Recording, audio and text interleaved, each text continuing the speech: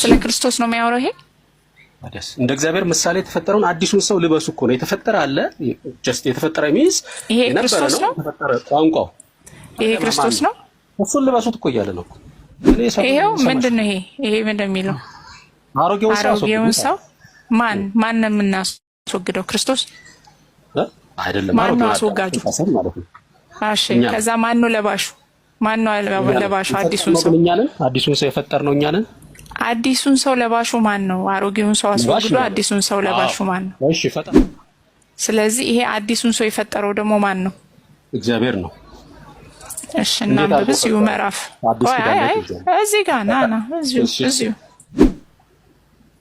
እኛ ፍጥረትና እንመላለስበት ዘንድ እግዚአብሔር አስቀድሞ ያዘጋጀው መልካሙን ስራ ለማድረግ በክርስቶስ ኢየሱስ ተፈጠርን ቅድም ምን ነበር ያልከኝ አሁን ይኸውልሽ ግጭት እንዳትፈጥሪ አልፈጥርም ቆይ አልጨረስኩም እሺ እስኪችን አንብብልኝ እርሱ ሰላማችን ነውና ሁለቱን ያዋሃደ በዋጅም የተነገሩትን የትእዛዛት ሕግ ሽሮ በመካከል ያለውን የጥል ግድግዳ በስጋው ያፈረሰ ይህም ከሁለታቸው አንድ አዲስ እንደውም ያው ሁለታቸው የሚለው ለቀድሙ ጥያቄሽ እዚሁ መልስ ነው አንብበው አዲስ ሰው በራሱ ይፈጥር ማን ነው በራሱ የሚፈጥረው አንዱን አዲስን ሰው እግዚአብሔርም አለ ይኸውልሽ አሁን ለምን ያን ወይኔ ጌታ ሆይ ቅድም ክርስቶስን ነበር ፍጡር ያልከኝ ዳኒ ያዘጋጀው በማን ተፈጠርን ያለው ከላይ እሺ እዚህ ጋር ደግሞ ይሄንን የፈጠረው ማን ነው የሚለን አንድን አዲስ ሰው በራሱ ይፈጥር ዘንድ የተባለው ስለማን ነው የሚያወራው ስለ ክርስቶስ ቢያወራም ፈጣሪው ግን እግዚአብሔር ነው ይሄኛው ደግሞ ህይወትን የሚሰጥ መንፈስ ነው በሱ ያለው እንዴት ሆኖ ነው ፍጡር ነው የምለው ታዲያ ፍጡር መንፈስ አለው ፍጡር ነፍስ አለው እያልኩ የምለው መጀመሪያውኑም እኮ ነፍሴ ያለ መንፈስ የሆነው እግዚአብሔር ነው በስጋ ተገልጦ የመጣው እና ኋለኛው አዳም ህይወትን የሚሰጥ መንፈስ ሆነ ካለ መኖር ወደ መኖር የመጣበት ነፍስ የለውም ይሄኛው አዳም ነው የፊተኛው አዳም ካለ መኖር ወደ መኖር የመጣበት ነፍስ ያለው ነው እፍ ተብሎ የህይወት እስትንፋስ የተሰጠው እንዲሁም ደግሞ ፊተኛው ሰው አዳም ህያው ነፍስ ሆነ እዚህ ክርስቶስን አንጨምርም ካለ መኖር ወደ መኖር የመጣበት ነፍስ የለውም ክርስቶስ በክርስቶስ ተፈጠረን እያለ አይ ክርስቶስ ራሱ ፍጡር ነው ልክ ይሄ አይነት ፍጡር ነፍስ ፍጡር ስጋ ፍጡር መንፈስ ያለው ነው ሲለኝ የሆነ ሰው መጥቶ በምን አግባብ ነው ያመን ብዬ መቀበል የምችለው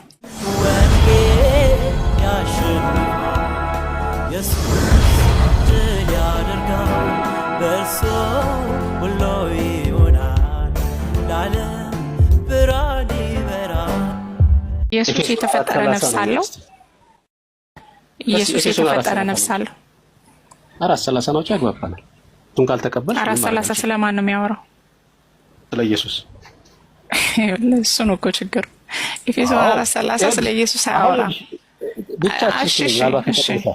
ኤፌሶን 4:30 ስለምን እንደሚያወራው አውጪ ውስጥ 4:30 ስለምን እንደሚያወራው ማን ነው ይሄ በራሱ አዲስን ሰው ይፈጥር ዘንድ የሚለው ቆላስይስ 3:10 ላይ ያለ አራት እሱ ነው እሱ ይሄ ነው ስለ ክርስቶስ ነው የሚያወራው ይሄ አዲስ እንደ እግዚአብሔር ምሳሌ የተፈጠረውን አዲሱን ሰው ልበሱ እኮ ነው የተፈጠረ አለ ጀስት የተፈጠረ ሚንስ ይሄ ክርስቶስ ነው የተፈጠረ ቋንቋው ይሄ ክርስቶስ ነው እሱን ልበሱት እኮ እያለ ነው እዚህ ጋር እስኪ ያው አውዱና በቢ ከላይ ጭምር ችግር የለም እኔ ሰው ይሄው ምንድነው ይሄ ምንድነው የሚለው አሮጌውን ሰው ማን ነው የምናስወግደው ክርስቶስ አይደለም ማን ነው አስወጋጁ እሺ ከዛ ማን ነው ለባሹ ማን ነው ለባሹ አዲሱን ሰው የፈጠርነው እኛ ነን አዲሱን ሰው ለባሹ ማን ነው አሮጌውን ሰው አስወግዶ አዲሱን ሰው ለባሹ ማን ነው እሺ ፈጣሪው ነው ስለዚህ ይሄ አዲሱን ሰው የፈጠረው ደግሞ ማን ነው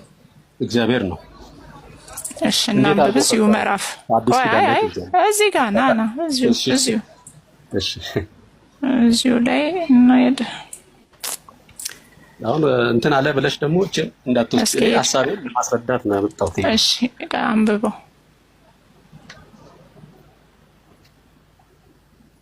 እኛ ፍጥረትና እንመላለስበት ዘንድ እግዚአብሔር አስቀድሞ ያዘጋጀው መልካሙን ስራ ለማድረግ በክርስቶስ ኢየሱስ ተፈጠርን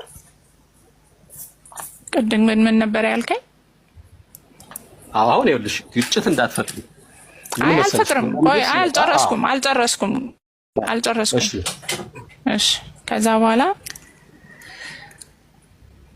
እስኪችን አንብብልኝ።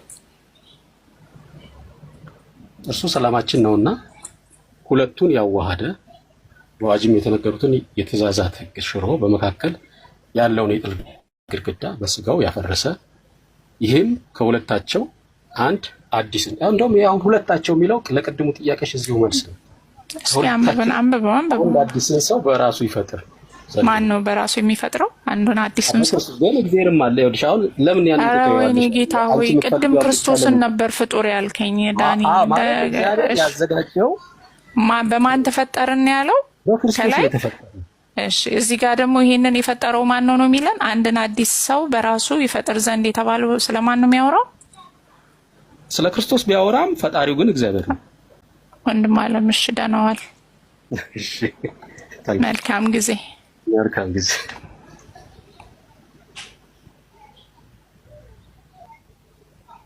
ግልጽ ነገር ነው እኮ የሚናገረው እሱ። ኤፌሶን 4ን ክርስቶስ ነው ፍጡር ብሎ ነው የመጣው። ይኸው ራሳችሁ እንግዲህ ማለት ምንም 10 ጊዜ ብናወራም ትርጉም አይኖረውም። ግልጽ ነገር ነው እዚህ ጋር የተቀመጠው። ምንድን ነው የሚለው? ፊተኛ ኑሯችሁን እያሰባችሁ እንደሚያታልል ምኞት የሚጠፋውን አሮጌ ሰው አስወግዱ። የሚጠፋውን አሮጌ ሰው አስወግዱ። ስለኛ ነው የሚያወራው። በአእምሯችሁ መንፈስ ታደሱ፣ ለእውነት በሚሆን ጽድቅና ቅድስና እንደ እግዚአብሔር ምሳሌ የተፈጠረውን አዲሱን ሰው ልበሱ አለ። እኛንን ለባሾቹ። ይሄ አዲስ ሰው ደግሞ የት ነው የተፈጠረው? ራሱ መጣና ምዕራፍ 2 ላይ ነገረን እንዴት እንደተፈጠረ፣ በማን እንደተፈጠረ። እዚህ ጋር ምን አለን ሲነግረን? እኛ ፍጥረቱ ነንና እሱ ደግሞ ክርስቶስ ፍጡር ነው አለ። እንዴ የሆነ አይኔን ጨፍኜ አሜን ልል አልችልም መቼም። እንመላለስበት ዘንድ እግዚአብሔር አስቀድሞ ያዘጋጀውን መልካሙን ስራ ለማድረግ በክርስቶስ ኢየሱስ ተፈጠረን። እሱ ደግሞ ክርስቶስ ፍጡር ነው። እንዲህ ለምን እኔ ማለት መቼም ማንበብና መጻፍ በምንችልበት ዘመን ላይ የሆነ ሰው አምጥቶ የጫነብንን ነገር አሜን ብለን አንቀበልም። ስለዚህ ከዛ ይሄኛው አዲሱን ሰው ልበሱት የተባለውን ደግሞ ምንድነው ያለን እዚህ ጋር? እርሱ ሰላማችን ነውና ሁለቱን ያዋሃደ በአዋጅ የተነገሩትን የትእዛዛቱን ሕግ ሽሮ በመካከል ያለውን የጥል ግድግዳ በስጋው ያፈረሰ ይህ ከሁለታቸው አንድን አዲስ ሰው እኛንን አዲስ ሰውን ለባሹ በራሱ ይፈጥር ዘንድ ሰላምን ያደርግ ዘንድ ጥልንም በመስቀል ገሎ በእርሱ ሁለታቸውን በአንድ አካል ከእግዚአብሔር ጋር ያስታርቅ ዘንድ ነው አለ። ስለዚህ በመስቀል ላይ የተፈጠረ አንድ አዲስ ሰው አለ። በመስቀሉ ስራ የተፈጠረ ያን ልበሱት እኛን ነው ያለው። በክርስቶስ ተፈጠረን እያለ አይ ክርስቶስ ራሱ ፍጡር ነው፣ ልክ የኔ አይነት ፍጡር ነፍስ፣ ፍጡር ስጋ፣ ፍጡር መንፈስ ያለው ነው ሲለኝ የሆነ ሰው መጥቶ በምን አግባብ ነው አሜን ብዬ መቀበል የምችለው? እንደገና አንድ ነገር ለመጨመር ያክል ማለት ነው በዚህ በነፍስ እሺ ሶሪ ቤካይ ልታወራ ነበር። እችን ላርግና አይ ጨምሪ፣ ችግር የለም እኔ ልጨምር።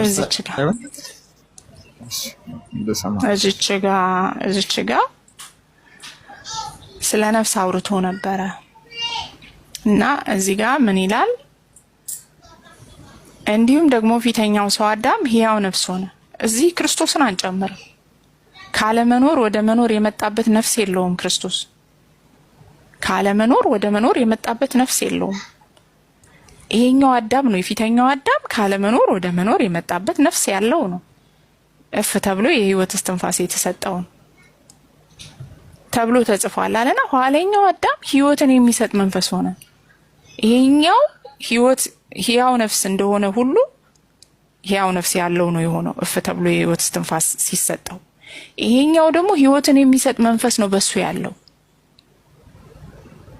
እንዴት ሆኖ ነው ፍጡር ነው የምለው ታዲያ? ፍጡር መንፈስ አለው፣ ፍጡር ነፍስ አለው እያልኩ የምለው መጀመሪያውኑም እኮ ነፍሴ ያለ መንፈስ የሆነው እግዚአብሔር ነው በስጋ ተገልጦ የመጣው። ስለዚህ ለመገለጫው ስጋ ሌላ ማንነት አልሰጠም። ስለዚህ ህይወትን የሚሰጠው መንፈስ ነው በሱ ያለው እኔ ከአብ የተነሳ ሕያው እንደመሆን አለ። ያ ሰውነት ከአብ የተነሳ ነው የተዘጋጀው ሰውነት ለአብ የመታያ የመኖሪያ ሰውነቱ የተዘጋጀው በአብ የሆነው ያ ቃል ስጋ የሆነው ለዛ ሰውነት ሕያውነት ማን ነው? ሕያው አብ ነው። እኛ እንኳን በዛ የምናገኘው በደምና በስጋው በኩል የምናገኘው ህይወት አብ የሰጠን የዘላለም ህይወት ነው።